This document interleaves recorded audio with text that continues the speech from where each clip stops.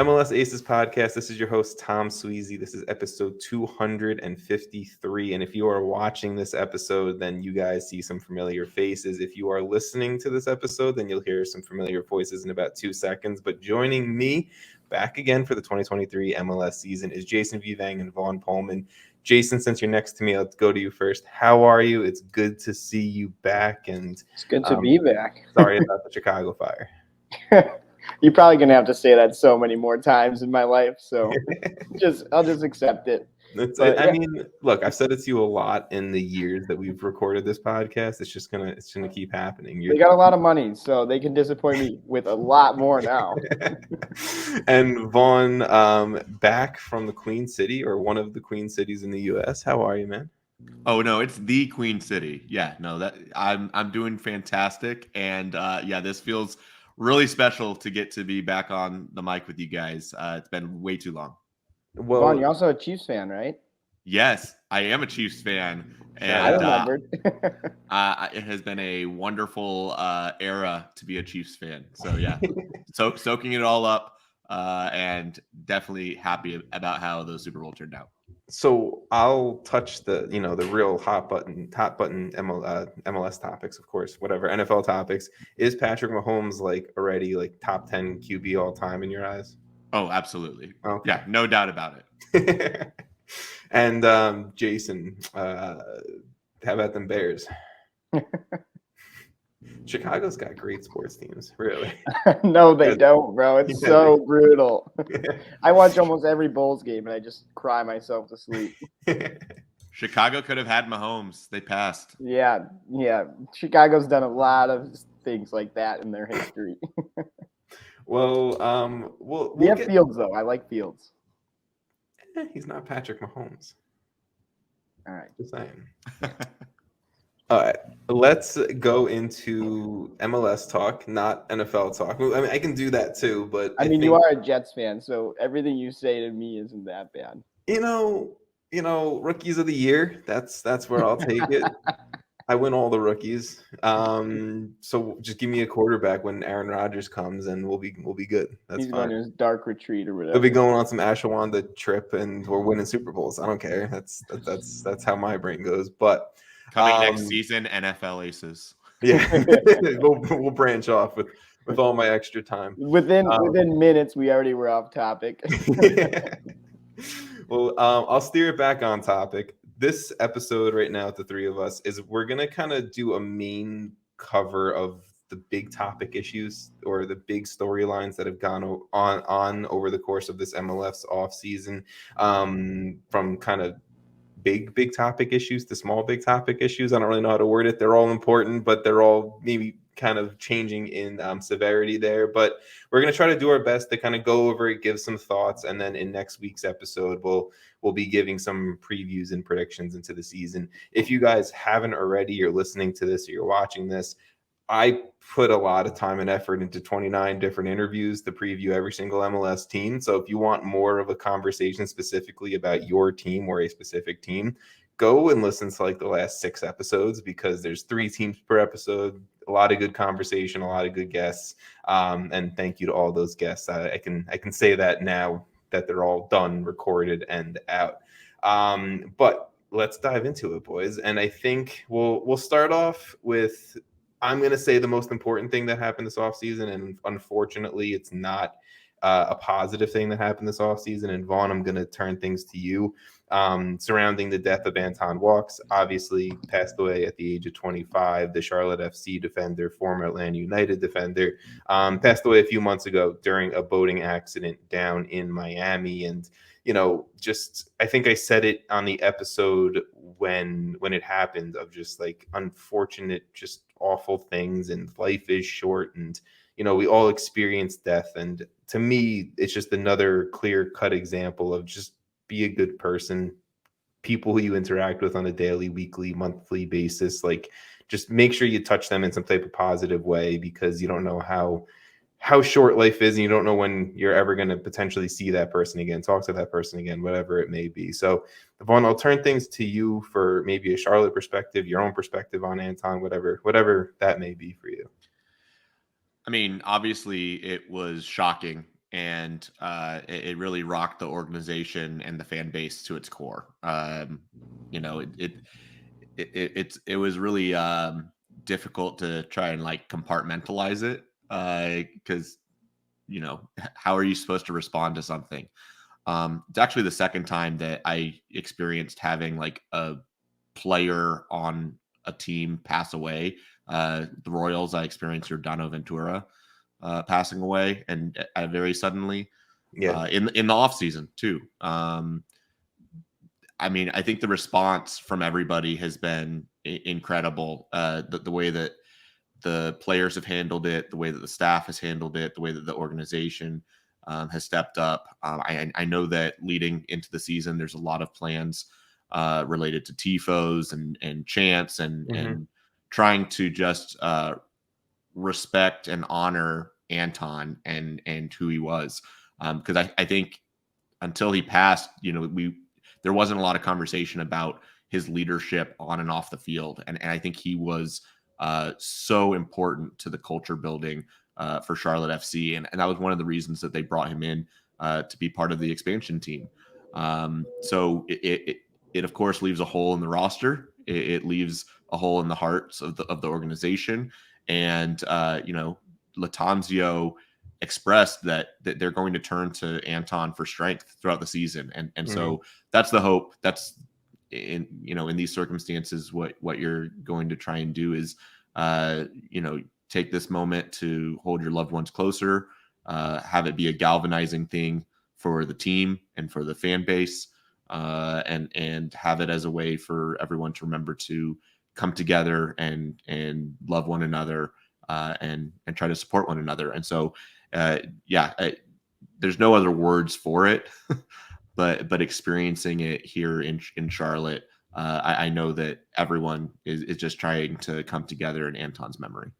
Exactly. And I'm not doing this to plug the season previews again, but during the season preview I had with Jorge Gonzalez, the top in 90, you know, he had a great, you know, kind of just kind of conversation about Anton and Vaughn, very, you know, very similar to what you did, just kind of what it meant to the team, what it meant to the city, what it meant to everyone involved, because it did very much seem like a case of you don't know what you got until it's gone, and Anton is gone, and you just hope that in 2023 he's enjoying watching some Charlotte FC games on the other side. Whatever you believe in, there's some other side, and you just hope he's in his happy place watching his friends win some MLS games. And that was a really shitty attempt at trying to move on into this conversation, and you know, I'm not good with it, so I'm just going to keep it going. But one of the major things that did happen in this offseason that, you know, I don't really feel like I got to hear your guys' opinions on too much was the World Cup. Obviously, pretty big sporting event. And Jason,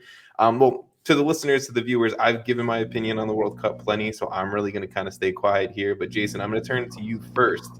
Obviously, I mean, I viewed it as a successful USMNT World Cup, a second place finish in the group, a 1-1 draw to Wales, 0-0 draw to England, 1-0 win to Iran. I'm not pulling Landon Donovan again.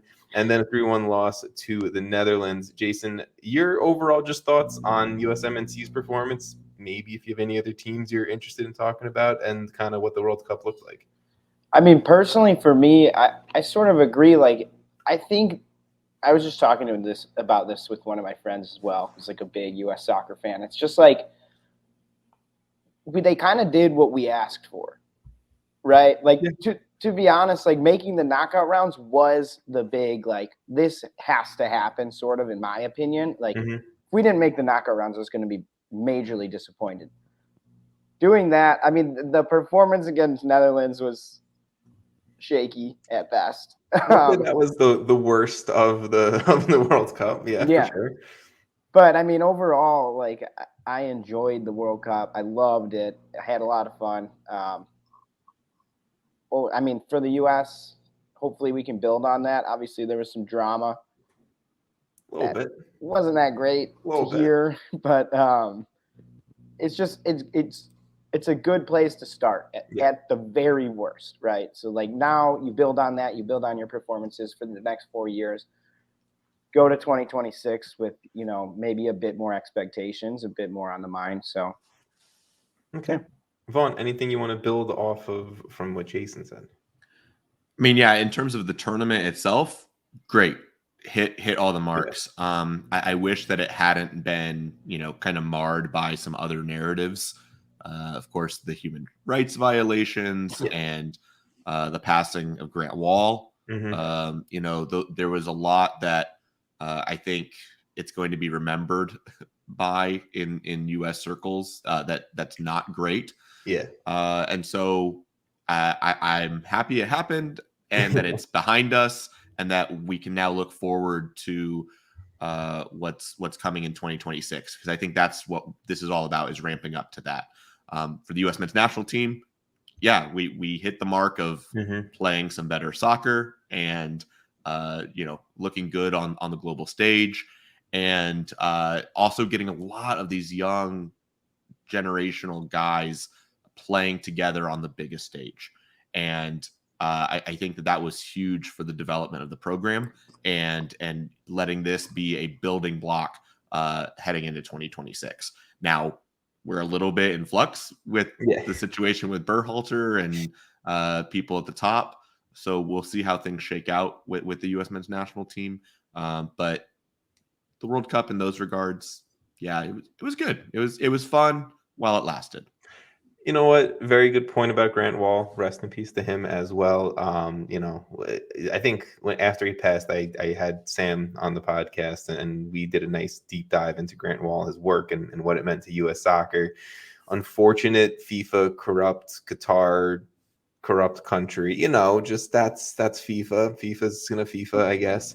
And then the drama after Greg Berhalter, Gio Reyna, always blackmailing. It's always a fun day in U.S. soccer circles. Sorry, alleged blackmailing is always a fun day in U.S. soccer circles. But I guess I'll leave it quick with this question here. And Jason, I'll let you go first. Who do you want the next manager to be? Just off the top, off the dome, first name. Pep. Okay. I mean, I'm not against it, Vaughn. I mean, his daughter goes to school here. Yeah. And Man City's potentially. And he's talked about potentially maybe coaching a national team. Okay. Pep. Vaughn, do you have a non-Pep answer? I really think they were gearing up a realistic for Marsh. Answer. Yeah. To me, it's Jesse Marsh. I think that it was not coincidence that Aronson, Adams, and McKennie were all being brought together at the same time at Leeds. I think that there was a clear goal in mind of trying to get those guys playing and controlling a midfield together under his direction, in his system, in his style. And that's the benefit of hosting, is we don't need to get through qualification. Yeah. This is the one time that you can bring in a system coach and play to a system because you don't have the pressure of qualifying. You can have a different tact and approach to how you build your team. And I think this would be the one time that it would make sense for Jesse Marsh to make that jump. And I think it's his window, but we'll see, because it seems like there's a lot of people that also think he could end up at Southampton and he might not go to the national team, and we'll just have to wait and see. I can agree that it does feel like it's like a Jesse Marsh time. The timing of his let go at Leeds and everything like that does kind of, it seems a little scripted, right? In this weird type of way that the world works. And he is a system coach for sure. But I do have to say, I think Jesse Marsh is the best American manager, club manager, I guess, right now. Yes, Bruce Arena is still coaching, but I'm saying you're talking about someone at the top of his game at his age for what he's doing. I think it's Jesse Marsh, and not that far behind him, I would argue, is Jim Curtin. So if we're going to go American managers, I would agree one of those two. Jason, if Pep Guardiola becomes the manager of the USMNT, I mean, I'm freaking out. I love Pep. I'm a big Pep guy, so I'll take it. Give me Jose Mourinho. There was a tweet this offseason. It was Jose Mourinho. It was a gif of him super proud staring at the fans. And it was after he beats Granada 13-0 in the Gold Cup. And it was just, it's give me Jose with the USMNT. It would be a mess, but I would love it. So there's a lot going on. I'll finish up, I guess, kind of the grand stage, the World Cup stage conversation with shout out Leo Messi for winning the World Cup, future Inter Miami superstar. I can't wait to watch him. Also, shout out Thiago Almada, first ever active MLS player to win a World Cup. So Messi's coming, but Almada did it. He only played a few minutes, but that just increases that price tag for Atlanta United. Let's I guess shift gears from the World Cup, well, the National World Cup, probably a better way of saying that, to the Club World Cup. Seattle Sounders, they made some history not too long ago, becoming the first ever MLS team to play in the Club World Cup. Obviously, they were the first ever team to win the current edition of CCL last season. They did lose 1-0 to Ali, the Egyptian giant powerhouse that I got a pleasure to get a whole history lesson in over the past week. I don't know. You guys have any thoughts on the game? If you don't, it's totally fine. I thought Seattle held their weight against one of the best teams in Africa, and then, not to be a dick to Danny Leyva kind of fucked it up, and then this is where we're at, 1-0. So that's my quick take. I don't know if you guys have any Club World Cup takes. I mean, they were great representatives of MLS, right? Yeah. Like Seattle went out there, they were the better side. Like anyone watching that game recognized that the team that was more front-footed was Seattle. And so it just wasn't their day. And it was a really unlucky way to lose. It was definitely a way that we've experienced losing in CONCACAF. And 20 times. It's just I was happy that Seattle performed the way that they did. And I think, once again, if this was played mid-season, if they were in mid-season form, I think Seattle wins that game. So all in all, positive experience for the players, positive thing for the league to finally make it to that stage. Yeah. And I enjoyed also just getting to watch a little bit of soccer and MLS teams earlier on in the offseason too. I can agree with that. And I know this has been said before by other people. I'm not saying anything original here, but it was nice that now that the Club World Cup is changing its format, more teams going into it, MLS teams are going to get probably automatic bids in. It was nice for the team to represent Major League Soccer to be the Seattle Sounders in my eyes. I'm sure some people would argue the Galaxy. I feel like that's honestly the only other team that I can think of. Chicago, of course. But like honestly, the team that just I feel like represents Major League Soccer to a T, and you could argue has had one of the two real kind of strong reigns of championships and trophies is Seattle. So I'm a fan of Seattle for them being the ones to go on the global stage, to go up against an Al Ali and to do this in the current ideation of the Club World Cup. So I'm happy about they earned it, right? Like at minimum, it's just cool that they were there. Like the reason they were there, like winning CCL for like the first time for an MLS team. I think just everything around it was like, this is kind of awesome. Yeah. No, I mean, look, at the end of the day, there's a lot of just pieces to it. Would I have loved to see Raul Ruidiaz line up against Real Madrid if they won? I would have loved it. Sure, we would have lost like 4-0, but it's fine. But like to see like a teenage sensation like an Obed Vargas come out, and he played, I think he might have been the best player on the field, to be very honest. Like I thought he played his heart out. He played great on an international stage as well. There's just so many there's just so many different pieces to it that's just really cool. But we move on because, Vaughn, you kind of said it, that we're used to losing in heartbreaking fashion because CCL has done that to us for years. CCL is back. It's here. We get more MLS action sooner. The draw did happen for the round of 16. Austin, Orlando, Vancouver, LAFC, and Philly all representing Major League Soccer. You know, for the most part, we'll probably see some upsets. I'm not going to say it, but we should have 4 MLS teams should make it through of those 5 matchups. The one interesting one to me is Orlando City and Tigres. We don't have to dive too deep into it, but Orlando City kind of going with a brand new facelift, I would say, this offseason, getting one of the best players out of Argentina, getting some young DPs, a young DP, a U22 guy, some draft picks. It's been a lot of influx of talent into Orlando City in this offseason. Do you think, and Vaughn, I guess I can start with you, do you think they have a shot to beat Tigres and move on in the round of 16. I mean, we do have that Liga MX monkey off our back as a league. True. Orlando is a team that has done very well in early season tournaments. Okay. So can I make the case for them? Yes. Do I think that they will? No. I think that they are on the wrong side of the bracket. They have a brutal draw compared to some of the other teams. Yeah, they did get a very shitty draw to it. Jason, any Orlando City hope or no? I mean, of course there's hope, but like Vaughn said, it's just a rough draw. Like, yeah, that's just brutal. On the other hand, like if they do get knocked out, that's all your focus is now on MLS. So maybe there's a silver lining. True. Trying to find. I'll go positive and just say Oscar Pareja knows Liga MX teams. He coached in the league. He's familiar with MLS teams. Been obviously one of the best MLS managers over the last decade or so. Like, I'm going to go through positivity of experience into pushing Orlando for a win, maybe. I don't know. And then if you win, you're battle tested, and Orlando maybe going on a deep run. This is me pushing for my Orlando people out there. I will say Oscar Pareja is the coach that would probably get a team to play the dirtiest, like grind it out, CONCACAF style game. And like, that's part of the team's DNA. Like I could absolutely see Orlando winning in those circumstances. Yeah. Okay, so shout out Oscar Pareja for winning CCL this year, guys. I mean, really, that's what we just said, 100%.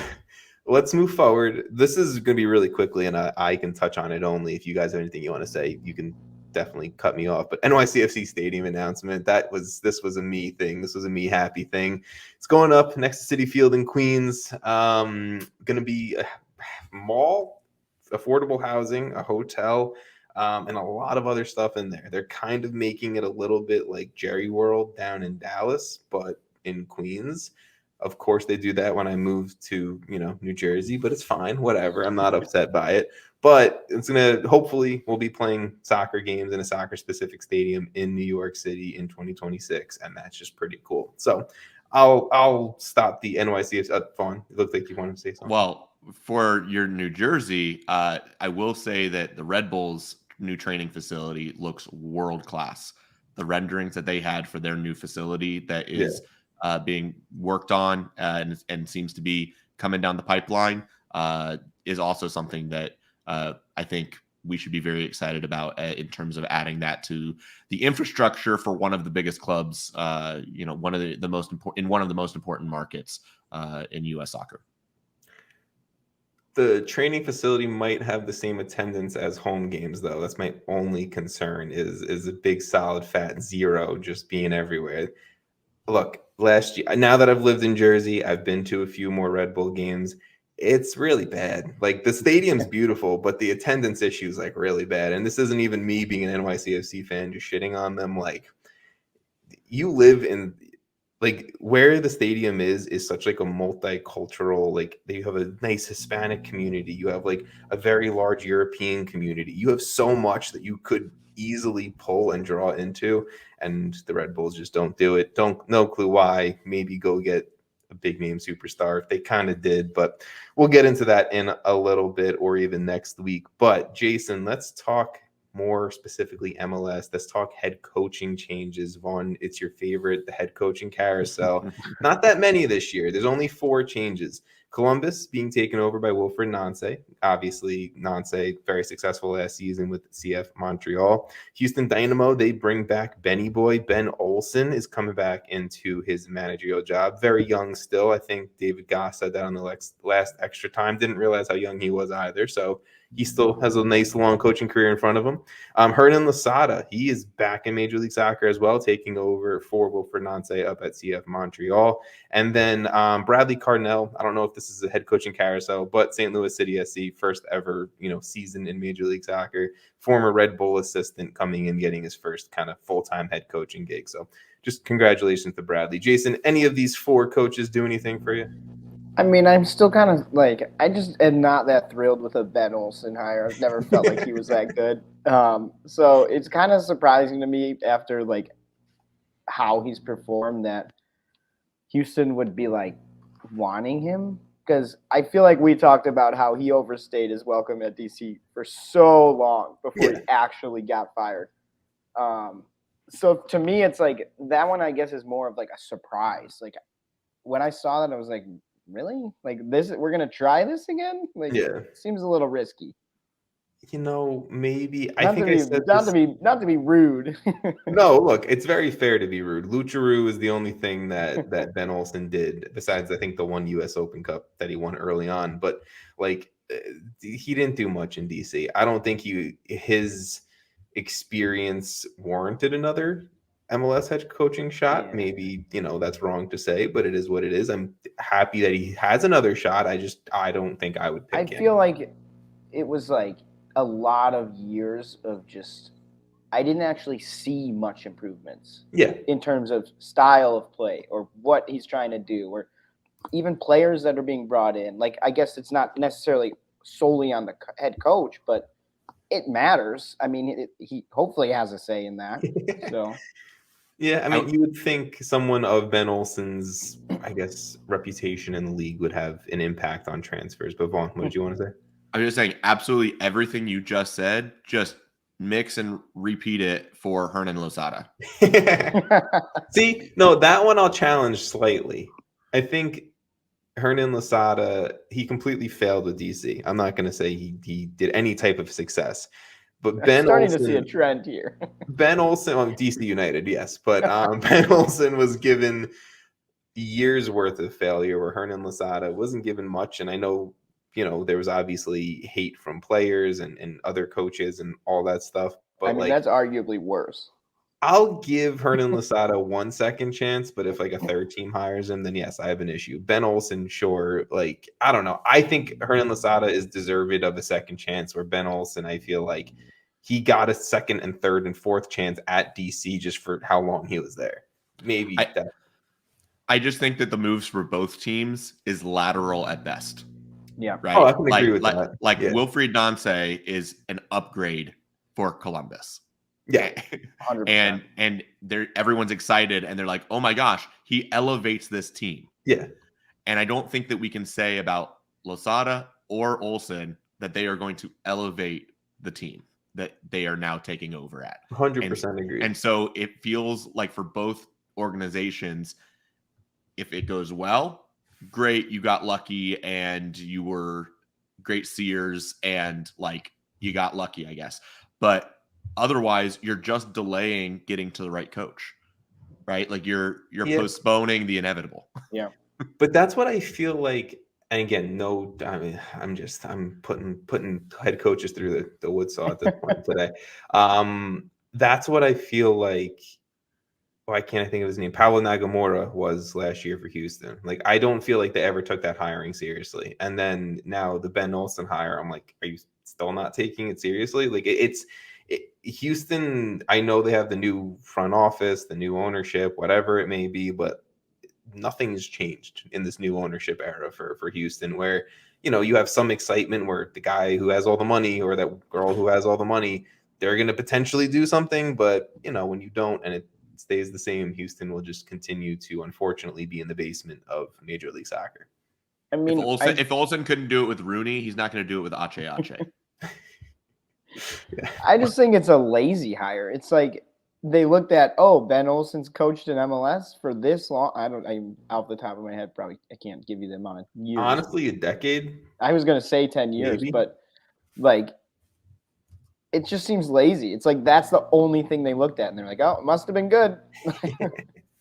Yeah, I mean, look, is there? I guess I think the thing though that does make it tough, right? And this is the final piece on the coaches that we'll talk about. Is there like a manager out there that you can think of that you're like, yeah, like deserves a head coaching job? I know you can always go with like, a top assistant at a top other MLS club and 100% deserves head coaching jobs. But like, I feel like the crop of coaches who have MLS head coaching experience or MLS coaching experience kind of is dwindling, which did leave like, I guess, Ben Olsen and Hernan Losada as top choices. I think I saw a rumor for a while that Forge FC's in the Canadian Premier League, their manager was potentially getting some interviews for CF Montreal. I would have liked that. I mean, he's won, like, there's been 5 seasons of the Canadian Premier League. He's won it 3 times. I would have liked to have seen him maybe get a run up in Canada, up in Montreal. That would have been cool. But I don't know. Like, does that make sense? It's just like, who else out there besides a young, unexperienced coach are you really going to shoot But for? this kind of, you got to take those chances. Yeah. Like, I still think it's better to, like, swing and miss than just pick Ben Olsen, for example, and just, like, it's just not, it's not exciting for anyone. Yes. Like, if the Fire went and hired Ben Olsen, I'd be like, what the hell? Like, this is so stupid. Yeah. But they went and hired Ezra, who, you know, has a rocky start, but at least they went for something. And I feel like I feel more excited for Ezra playing in that, or coaching in that example, like an assistant who got brought up who's very good. I mean, look at USL. There's other coaches. You don't need someone, like, if you're only going to look at MLS experience, eventually you're going to have nobody. Well, I think it also has to be based off of your organizational plan, right? Like Carnell is. You're implying that some of these teams have organizational plans. True. Correct. But that's what I'm saying is, like, Carnell, right? Like, people are having a lot of upside for St. Louis because it is system based. Yeah. They know it's going to be a Red Bull system. They know that he's going to step in and be putting in those tenets and patterns of play. Yeah. And that's what feels wrong about Ben Olsen going to Houston and what feels wrong about Hernan Losada going to Montreal. It doesn't match the ethos of the clubs. It doesn't feel like the clubs are working towards anything. Mm-hmm. It feels like they're in limbo. It doesn't feel like they're in a good growing spot. And so you're talking about selecting that right coach. That right coach can be based off of organizational game plan. Do you want to have a guy that's a developmental guy? Do you want to have a guy that's good at building players up and working with less? Do you want to have a guy that has the big name pedigree like a Tata Martino that's coming in, right? Like, you just have to go with a plan. And I don't think that for either of those guys, they fit a plan. I will just challenge that again with Hernan in the sense of tactically, Hernan Losada played the same system as Wilfried Nancy, right? Like, similar, not exactly to a T, but tactically, formation-wise, I think it was the same system where you can still play the same formation. It's just, again, a different style under that. So slightly different, slightly kind of with what you were saying.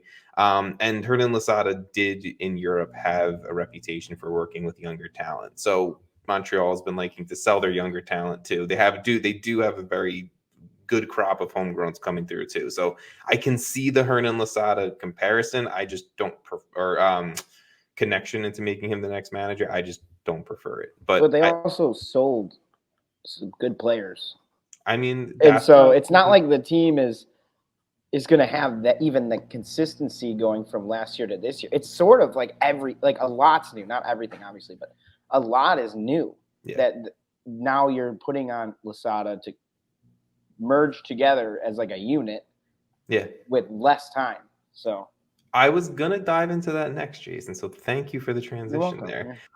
There were 2 teams this offseason that I think had some pretty big fire sales, and I said fire sale on purpose there. It is Montreal. It is the Chicago Fire.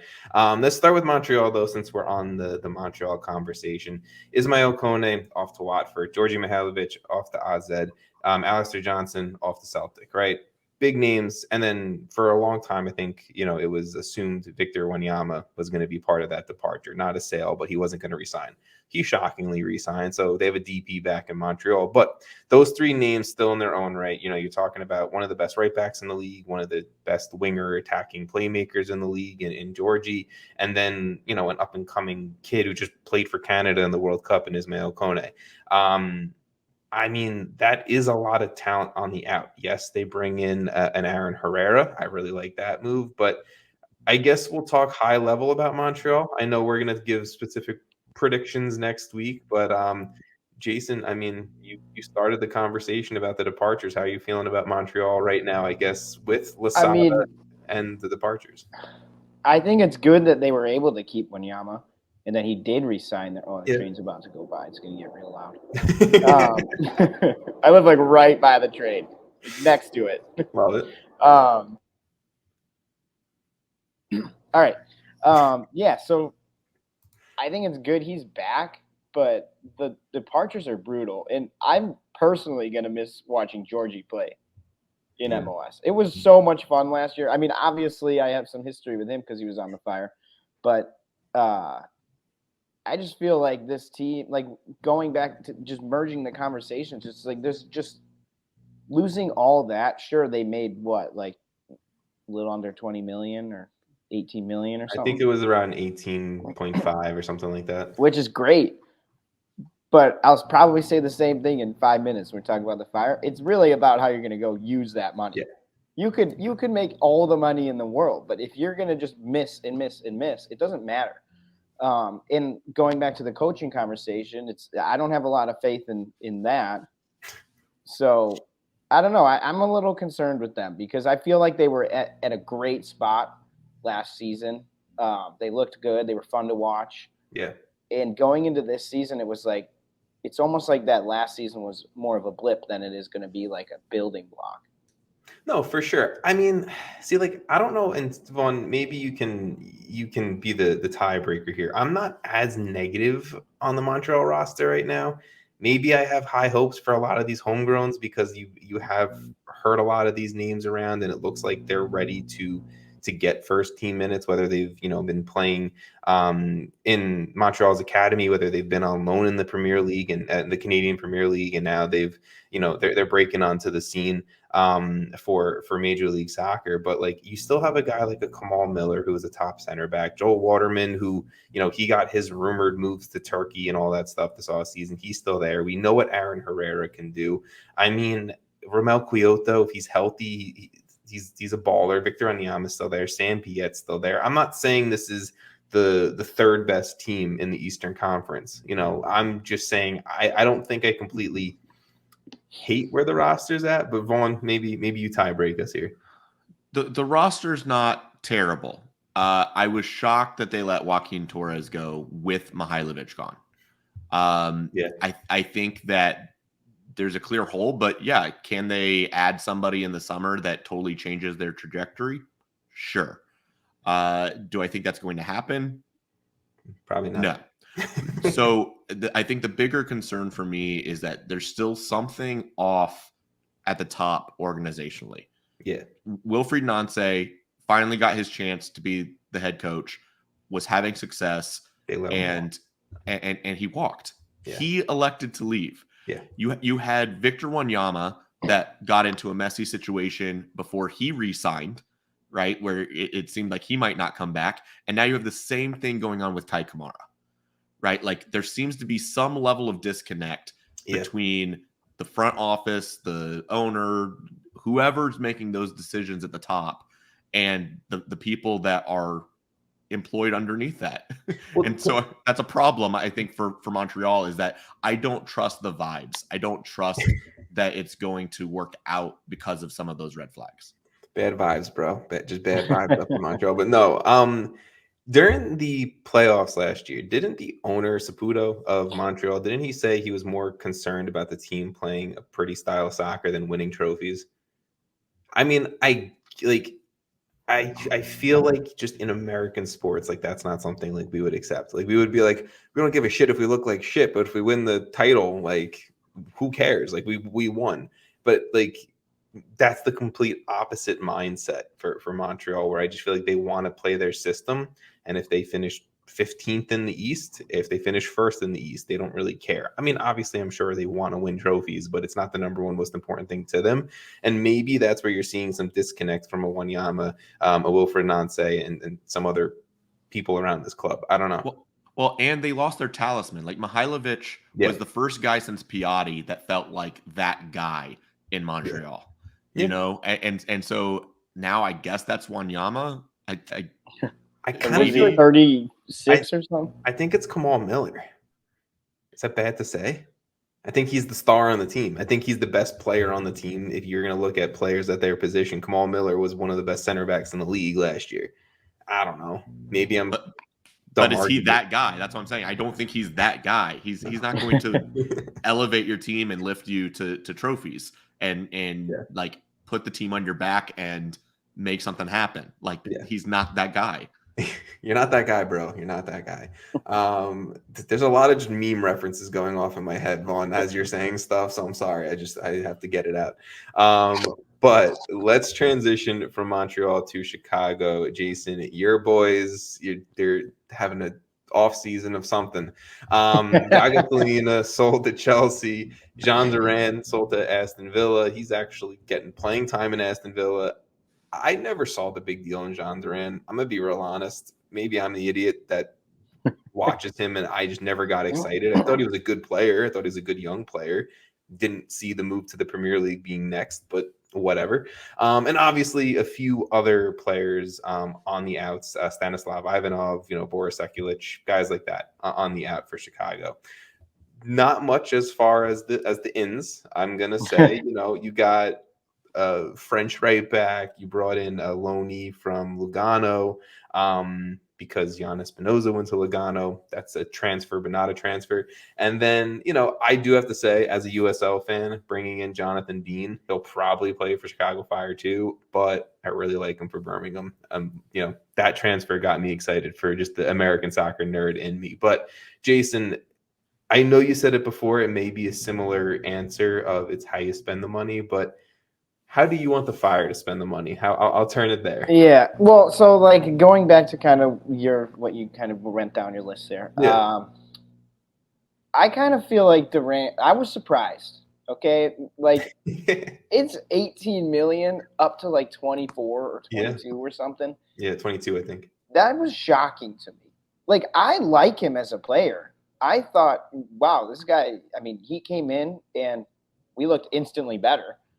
But it was a pretty small sample size for when he actually started really performing. And I kind of wish he was here another year, but I'll take 18 million any day, right? Like that's a huge amount of money for someone that may or may not be worth that. I don't really. I feel like it's really early to judge that. I mean, I'm gonna say 2 appearances in the Premier League. I know they've both been subs, and he's just got there.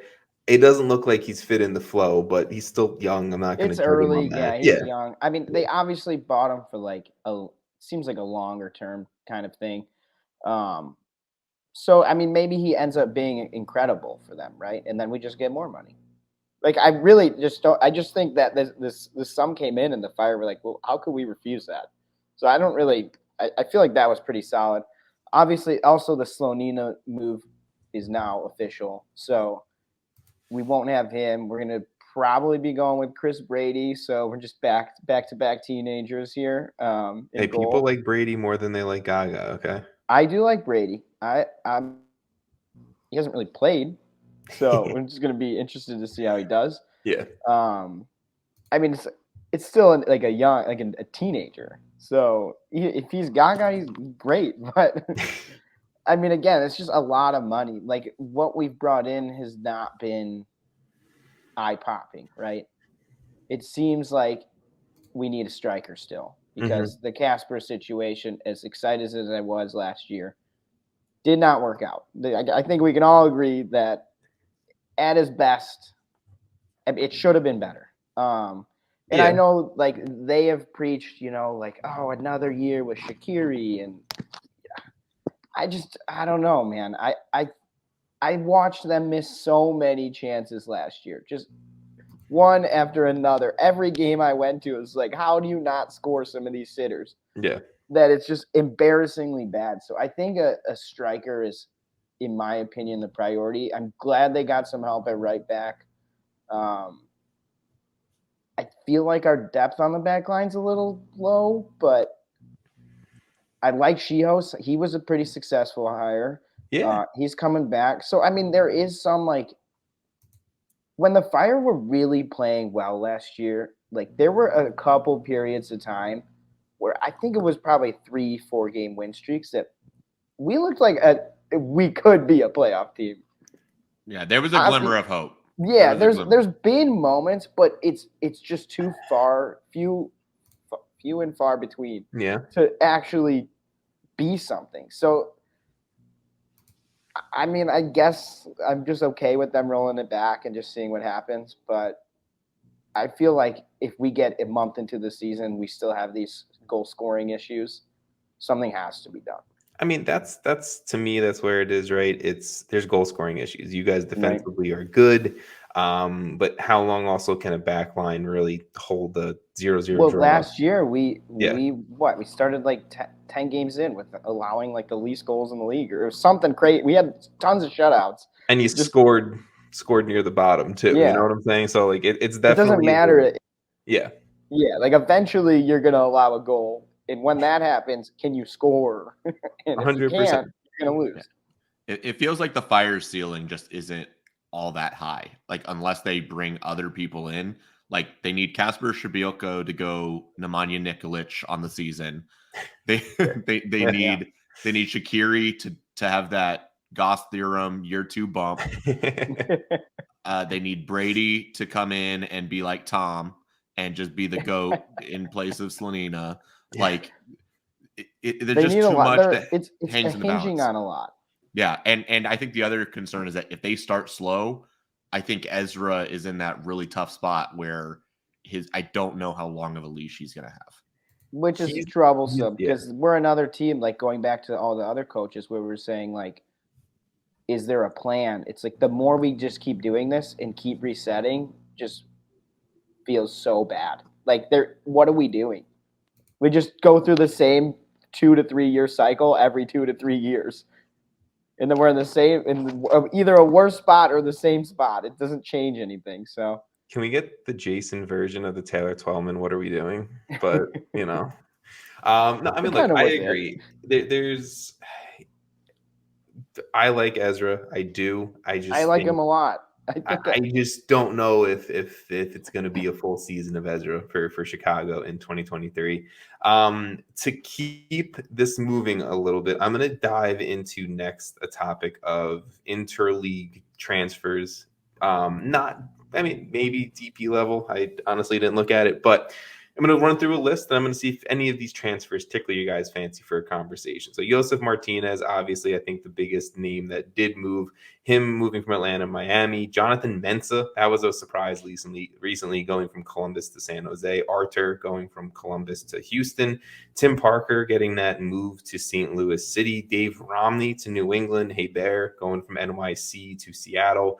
Juan going to DC from Orlando, and then Aaron Herrera, another big one that happened this offseason, moving from RSL to Montreal. Vaughn, I'll start with you. Any of those tickle your fancy into some MLS thoughts? I mean, I'm most intrigued by the Josef Martinez one. Yes. Right? Like, there's a part of me that is like, okay, can he come in and have that little spark that comes back and really elevate Inter Miami? I think it could happen. I think him having a little bit of a reset is going to be fun to see, and playing with that extra chip on his shoulder, I think he's going to be re-energized, if I'm being honest. So I'd say that's the one from that list that I think is going to have the biggest impact right out of the gates. Is there one that I didn't say that has a bigger impact in your brain? Because that was a quick run through of kind of big moves. There's not one that's coming to mind right away from the list. Jason, there's one you didn't say that it's kind of concerning to me. Kevin Cabral to I didn't think about that one. Okay, Colorado for $1 million after 1 goal and 4 assists in 35 games. That seems kind of risky. Galaxy got away with one. That's a lot of money for a guy that had 5 total goal contributions in 35 games. That just seems like that's hinging on a lot. There's also a key point to that, in the Galaxy are paying this dude's salary for the next 3 years too. Or I think 75% of his salary, or like some stupid thing like that. So like Colorado is just getting a DP for free. I mean, at this point, but I mean they still get $1 million. Yeah. I'm just saying, just Silver it out lining to them. Colorado's not known for spending money, which is just covering the Galaxy's sanctions. So yeah. Good old MLS. You gotta love it. Let's keep it moving, and let's sorry, really quick on that one. Dave Romney to New England, love it. Dave Romney's been one of the better center backs in Major League Soccer. Yes, he was paired next to Walker Zimmerman, but you pair him with Andrew Farrell, you pair him with Henry Kessler. I like the move. That's like a sneaky, I think, really good pickup for New England. I'll toss my thoughts in there. Let's talk about guys who have been sold outside of the league. And we've talked Gaga, we've talked Duran, we talked the Montreal guys. We're not going to go with them. Let's share some love to some other teams. Maybe this one's not a sale, so really it's kind of stupid to start with, but an Ake Loba being on loan to Liga MX for Nashville SC. Chicho Arango getting sold to Pachuca from LAFC. That is stupid sale, but we'll talk about it, I guess. Paxton Aronson to Frankfurt from Philly. Jaden Nelson getting sold to Rosenborg from TFC.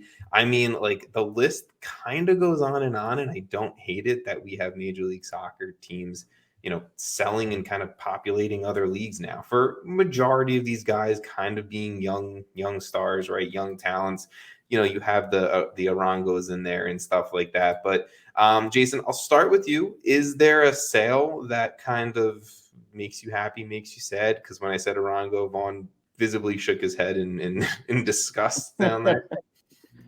I mean, I wouldn't say like I feel that strongly about most of the moves, but I agree. I mean, I agree that like watching the league have players that other teams are clearly keeping their eyes on in Europe or wherever it be is a positive.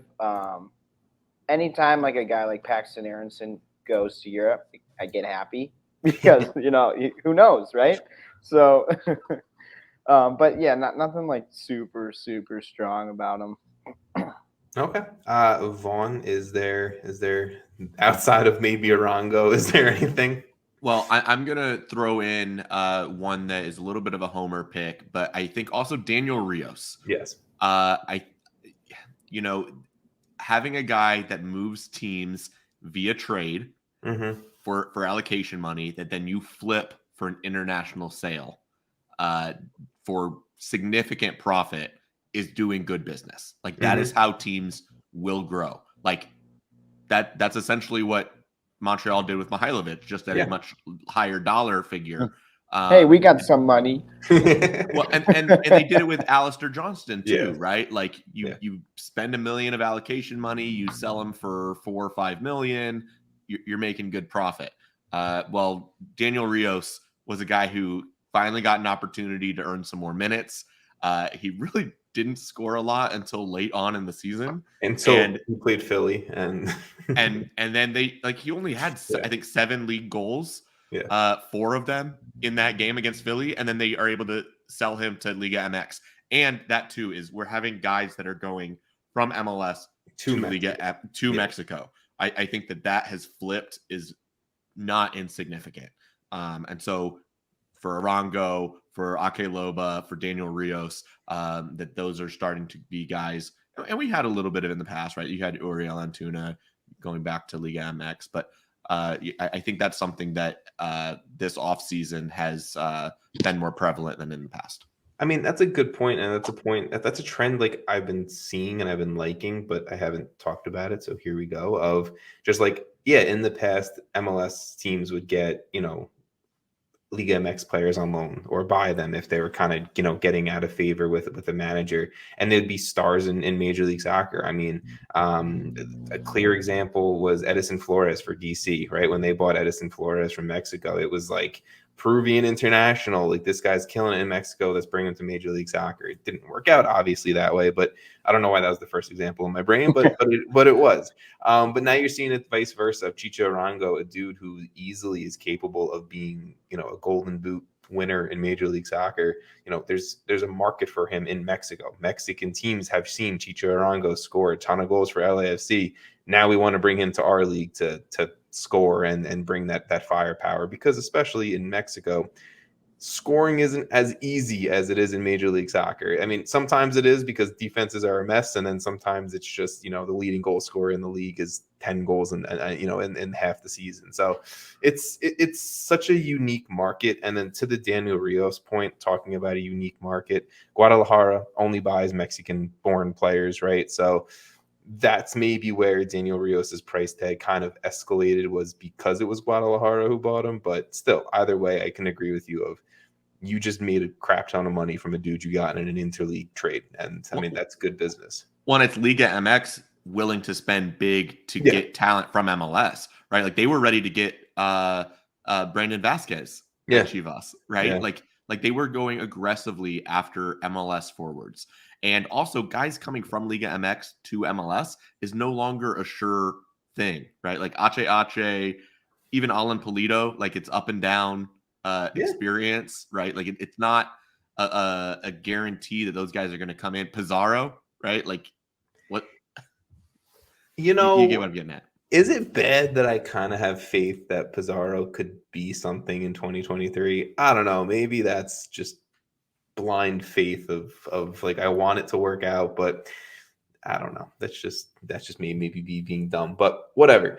We'll move on into the final two things that I want to quickly cover. One being new DPs to Major League Soccer. This one I think we can kind of talk quickly about, because a lot of the time we don't really know these players, right? We see profiles, we see examples of other guys in the past who may have fit that, and you can only hope it works out in Major League Soccer. Vaughn, it with Capetti down in Charlotte. The profile looks great, but is it going to work out?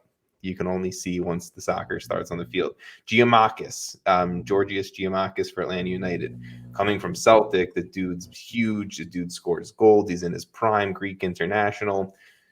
Is he going to replace Josef? We'll only find out. So has there, for either of you, has there been a DP signing, maybe some guy new that you are excited about? Is it a Giamakis, a Capetti, maybe a Maxo for Colorado? You got to love a good DP center back, I guess. I don't know. But is there a DP signing that you guys are excited about heading into the new year?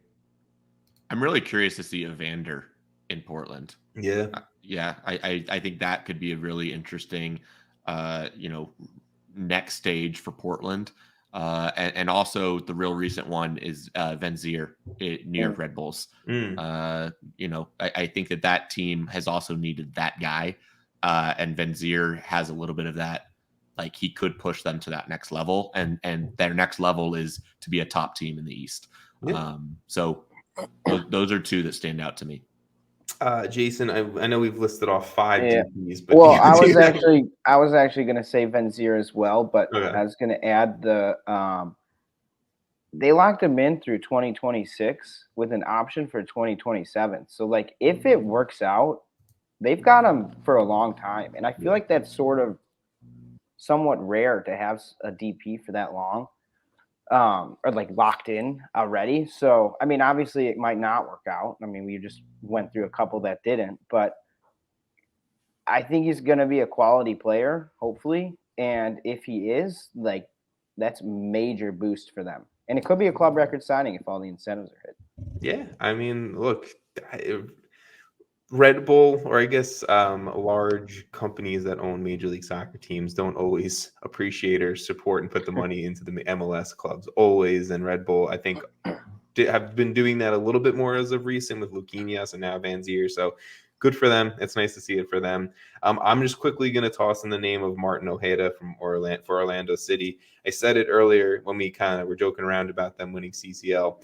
This dude is one of the best players in Argentina last year. Like the fact that Orlando City went out, got him to add to a Facundo Torres, to add to a DP striker and an Erkin Kara, and then obviously the rest of the talent that they've brought in. Like that's an absolute home run move for them.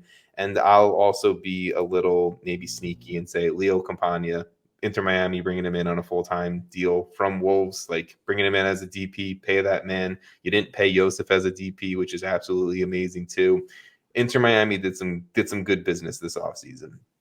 Let's finish things up with free agency, because I think as years go on and on, right? There's more players getting more years of experience in Major League Soccer, which opens up the free agency pool more and more with a lot of these talented guys and coming in at a younger age as well.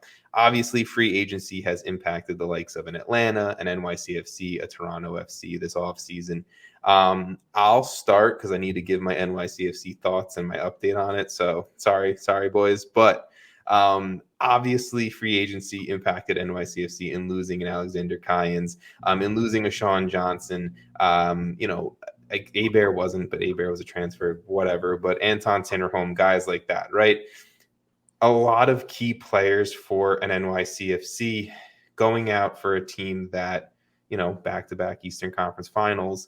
It's not looking like that's going to happen again in 2023. We're seeing the impact on an NYCFC. We're seeing the impact on other clubs where Giassi's Artis, who could potentially be, one of the better strikers in the league, he gets to go wherever he wants to go. And he's going to Austin to join a team that looks like they're primed to maybe take over the Western Conference, right? Like free agency has added such an important and new way for MLS clubs to bolster their rosters. And it's only just another thing with the super draft, with the expansion drafts, with TAM, GAM, and every other way that MLS is unique, that this is just it's a whole new exciting thing. So I don't know if you guys have any free agency takes or players or signings that stood out to you this offseason so far. Did you mention Aaron Long? I don't know if you did. I didn't, but you want to go for it. That's all you. I think that's massive. I mean, he comes into obviously a great LAFC team and only makes him better. Like it's crazy to me that one of the better, in my opinion, center backs in the league, at least long for quite some time now. Yeah. Just goes to LAFC. I just think that's an amazing work by them to get him. I also think it's amazing work to pretty much arguably lock down the best center back pairing in the league with Jesus Murillo and Aaron Long. And behind him, you have Giorgio Chiellini. You have a dude you brought in on loan from Honduras, and Daniil Maldonado, who he's played in Liga MX a little bit as well. They're looking to bring Eddie Segura back. Like LAFC. I feel like so often we talk about center backs in defending in MLS. You just mentioned so many guys who it's like, yeah, a lot of teams in the league would probably want most of them. Exactly. Aaron Long arguably he was the biggest free agent out there. I would say Alexander Cayens, and that one hurt a lot, but it's fine. Vaughn, is there a free agent move that stands out to you? I think TFC bringing in Sean Johnson and Matt Hedges. The biggest problem for Toronto the past 2 seasons has been defense.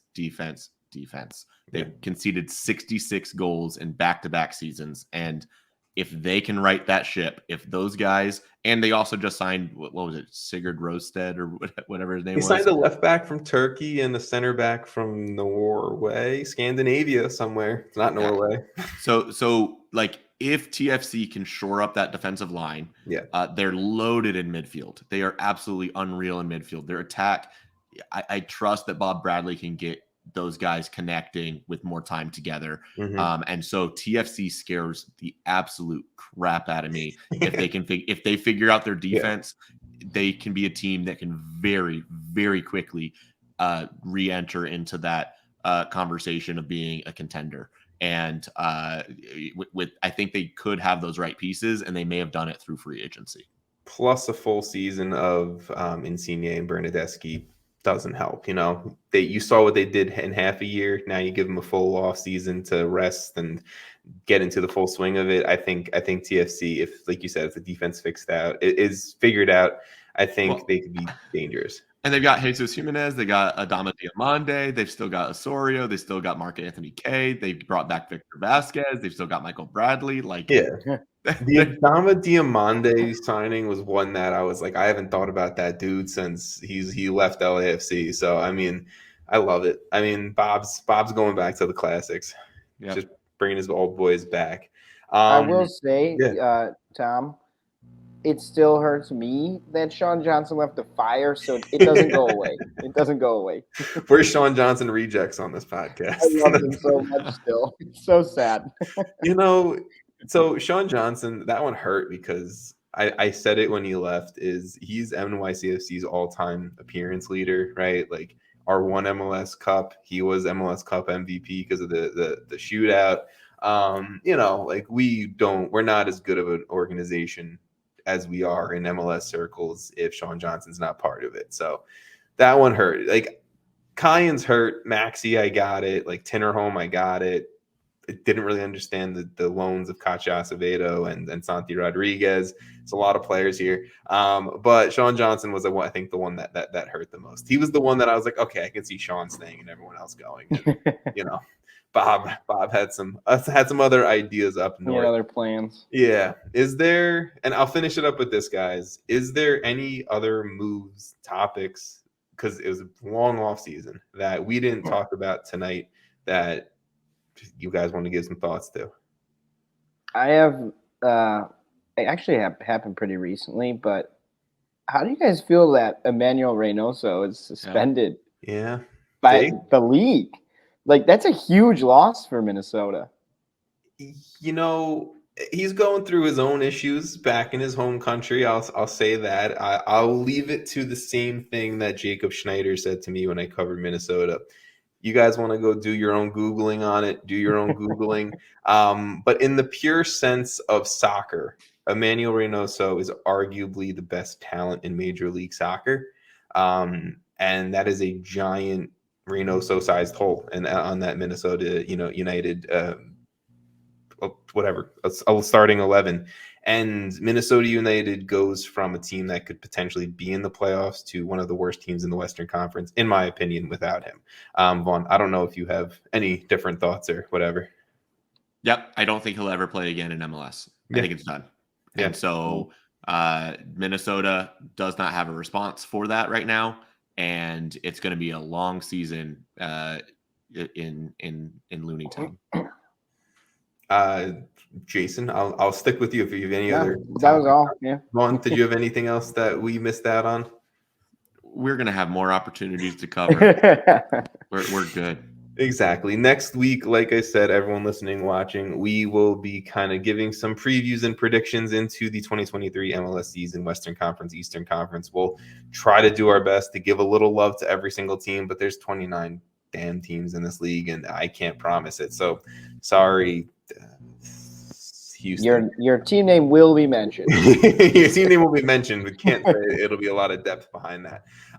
But thank you guys for watching. Thank you two for recording with me this week and for the rest of the 2023 MLS season. We're primed and ready to go for another long one. So I'm happy to have you guys on board. Happy to be back.